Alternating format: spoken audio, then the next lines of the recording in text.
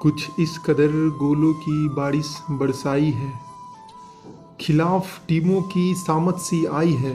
आप ही तो हो मेजर ध्यानचंद, जो भारत को जादू वाली हॉकी दिखाई है।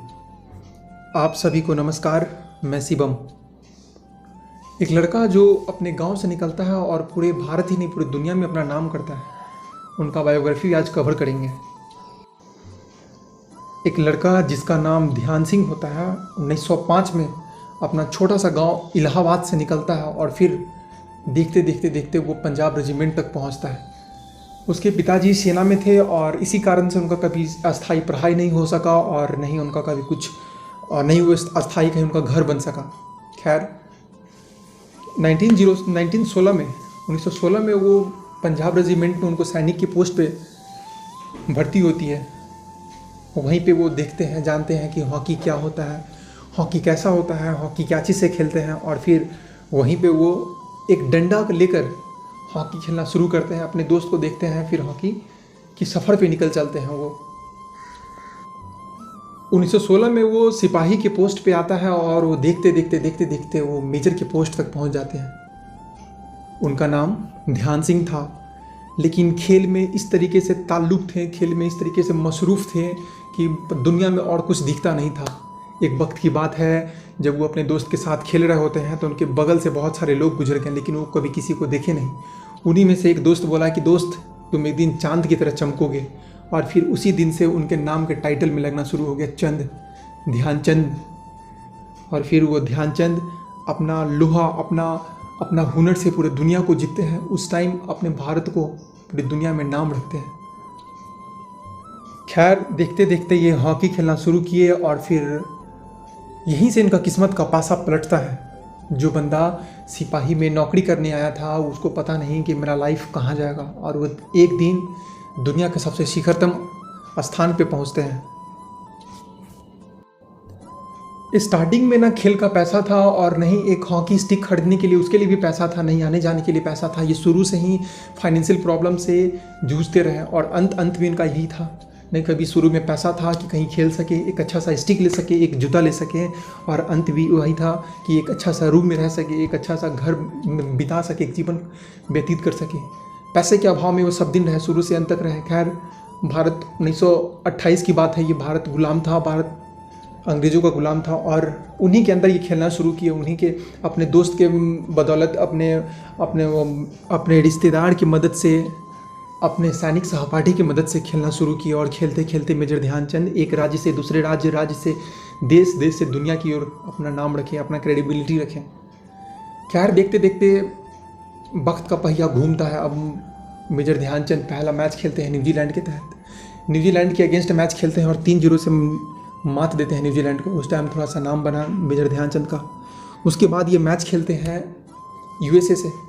यूएसए में भी इनका नाम जमता है, इनका हर कुछ होता है, इनका शाख बनती है, और फिर वहाँ भी यूएसए को भी ये मात देते हैं। अगला मैच ये ओलंपिक खेल रहे होते हैं 1928 में, आम्स्टरडम ओलंपिक। और इसी टाइम हॉकी फेडरेशन के पास पैसा नहीं होता है कि 11 खिलाड़ी से ज़्यादा खिलाड़ी को ले जाए यहाँ से आम्स्टरडम। खैर देखते देखते पंजाब और बंगाल का हॉकी फेडरेशन इनको मदद करता है और फिर वो एम्स्टर्डम की ओर पहुँचते हैं, और वहाँ भी एम्स्टर्डम में वो 3-0 से मात देकर भारत का नाम रोशन करते हैं। और फिर वो हॉकी में अपना धाक बनाते हैं, और यहीं पर उनका नाम पड़ गया था हॉकी का जादूगर, हॉकी का बाजीगर, हॉकी का सिकंदर। खैर देखते देखते फिर आगे वक्त का पहिया घूमता जाता है, और अब आता है 1936 का टाइम। वो दुनिया का सबसे क्रूर तानाशाह जर्मनी में हिटलर ओलंपिक करवा रहा होता है, और उस टाइम दुनिया में पहली बार ओलंपिक टीवी पे प्रसारित किया जा रहा था। उसी टाइम मेजर ध्यानचंद जर्मनी में बहुत ताकत से, बहुत हुनर से, बहुत चुस्त दुस्त खेलते हैं, और फिर जर्मनी को 8-1 से मात देते हैं। ये बात और ये सीन देखते ही हिटलर मैदान में बौखलाया और वहाँ से फिर निकल चला। अचानक एक दिन हिटलर का मेजर ध्यानचंद से मिलना होता है, और उसी टाइम की ये बात क्या है कि हिटलर ध्यानचंद को कहता है कि तुम किस देश से हो, कहाँ से हो, नाम क्या है, क्या करते हो। मेजर ध्यानचंद हंसते हुए बोले कि हम भारत से और सिपाही के पोस्ट पे हैं। इस पे वो हिटलर बोलता है कि तुम्हारा देश तुम्हें क्या दिया, तुम सिपाही के पोस्ट पे आओ, हम तुम्हें मेजर के पोस्ट देते हैं, हम तुम्हें फील्ड मार्शल का पोस्ट देते हैं। ये लालच देकर ध्यानचंद के आगे रखा, लेकिन ध्यानचंद इस बात से ठुकरा दिए, इस बात को ठुकरा दिए और यही बोले कि साहब, देश किसी को कुछ देता नहीं है, देश को हमको देना पड़ता है, देश हम लोग से नहीं बना, हम लोग देश को बनाते हैं। और ये बात कहते हुए हिटलर को मेजर ध्यानचंद हॉकी से भी हराए और अपने बात से भी हराए। 1905 का एक खिलाड़ी आज 1949 में 44 वर्ष का हो चुका था। अपने जज्बात से, अपनी काबिलियत से, अपनी हौसला से वो पूरे दुनिया में नाम रोशन किए, अपने से पहले इस भारत का नाम रोशन किए, अपना लोहा मनवाए। ये उस वक्त की बात है जब भारत गुलाम था, जब भारत ब्रिटिश के अंदर था और भारत के पास एक अपना झंडा भी नहीं था कि वो अलग देश के साथ रहकर खेल सके। वो ब्रिटिश के झंडा के तल नीचे खेल रहे होते हैं। खैर धीरे धीरे अब किस्मत का पासा पूरा पलट चुका था, पहिया पलट चुका था। अब मेजर ध्यानचंद लाइफ टाइम के लिए अब हॉकी को अलविदा कह चुके थे। वो हॉकी के ग्राउंड से अब ख़त्म हो चुके थे, उनका रिश्ता नाता ख़त्म हो चुका था। अब वो जिस तरीके से हुनर के साथ खेलते थे, जिस जुनून के साथ मेजर ध्यानचंद खेलते थे, अब वो उनका हॉकी का स्टिक उनके घर में अब रह गया, रुक गया था। वो रोज़ मेजर ध्यानचंद उस हॉकी के स्टिक को देखते और हॉकी का स्टिक मेजर ध्यानचंद को देखता। ध्यानचंद देखते देखते अपने लाइफ का अंतिम पल तक यही सोचते रहे कि हॉकी का भारत में क्या होगा, हॉकी कैसे होगा।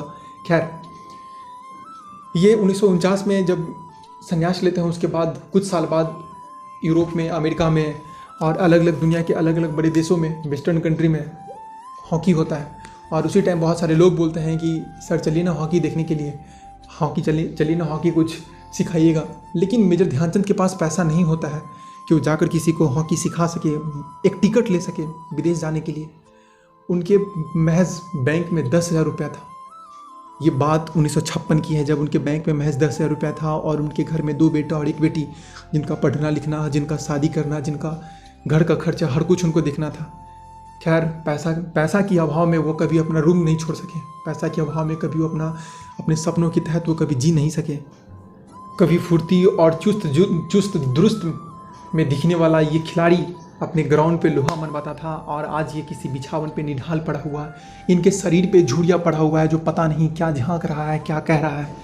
खैर ये बुढ़ापा की ओर निकल चले थे। ये बीमार पड़ते हैं, ये उस टाइम झांसी में होते हैं और बीमार पड़ते हैं, पैसा के अभाव में वो कभी हॉस्पिटल नहीं जा पाते हैं।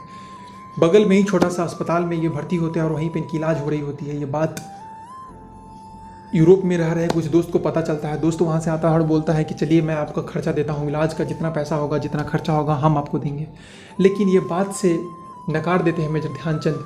पता नहीं मन ही मन क्या कहते होंगे, पता नहीं इनके मन में कुछ होगा। एक लाइफ में इनका ये था कि आज तक कभी किसी से कर्ज नहीं लिए थे, आज तक कभी किसी से पैसा उधार नहीं लिए थे। और ये बात से नकारते हुए मेजर ध्यानचंद उसी झांसी की छोटा सा हॉस्पिटल में पड़े रहते हैं। जो ध्यानचंद कभी दुनिया में अपना नाम रोशन किया हुआ था, वो ध्यानचंद आज इस बिछावन पे पड़ा हुआ है। खैर देखते देखते इनका शरीर और बीमार होता चला गया, ये और बीमार होते चले गए। आनन फानन में एक दिन झांसी से दिल्ली की ओर ले जाया जाता है। वहाँ पे उनको वो सरकारी अस्पताल में रखा जाता है जहाँ पे इनको तो सबसे पहले बेड नहीं मिला, वार्ड नहीं मिला। जैसे तैसे करके इनको वार्ड दिया गया, एक बेड दिया गया और ये ध्यानचंद वहीं पे पड़े रहे, इस उम्मीद में कि हो सकता है कल ठीक हो जाए, इस उम्मीद में कि अब हम स्वस्थ होकर बाहर निकलेंगे।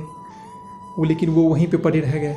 एक दिन उनसे डॉक्टर पूछा कि आप हॉकी को कैसे देखते हैं। मेजर ध्यानचंद बहुत गुस्से में बोले कि भारत में हॉकी अब ख़त्म हो चुका है। खैर जैसे तैसे ये ध्यानचंद 2-3 दिन का मेहमान थे। ध्यानचंद अब सब दिन के लिए उस ध्यान की ओर निकल गए थे, सब दिन अब उस सफ़र की ओर निकल गए थे जो कभी वापस नहीं आ सकते थे। ध्यानचंद अब सब दिन के लिए ध्यान में चले गए, लीन हो गए, अपने शरीर को छोड़कर अब दूसरी दुनिया की ओर निकल चले थे। ध्यानचंद का यह किस्सा यहाँ ख़त्म होता है, ध्यानचंद अब रहे नहीं।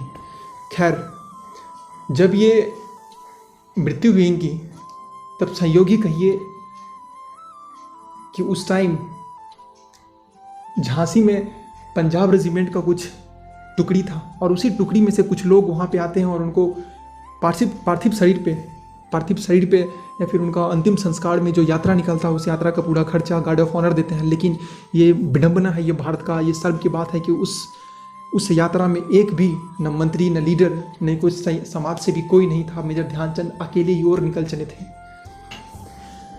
ध्यानचंद एक बार बोले थे कि जब हम मरेंगे तो दुनिया रोएगी, लेकिन भारत की आंख से एक आंसू भी नहीं निकलेगा। वाकई सच यही हुआ, भारत की आंख से एक आंसू भी नहीं निकला।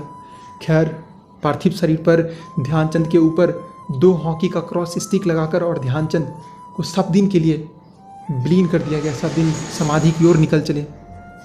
ये इस देश का विडंबना ही है, जिस देश में दुनिया का इतना बड़ा महानतम खिलाड़ी बाहर निकलता है, दुनिया में अपना नाम रखता है, भारत का नाम रखता है, लेकिन भारत उसको अंत में भूल जाता है। पैसे के अभाव में उनका जैसे तैसे लाइफ कटकर निकल जाता है, गुजर जाता है।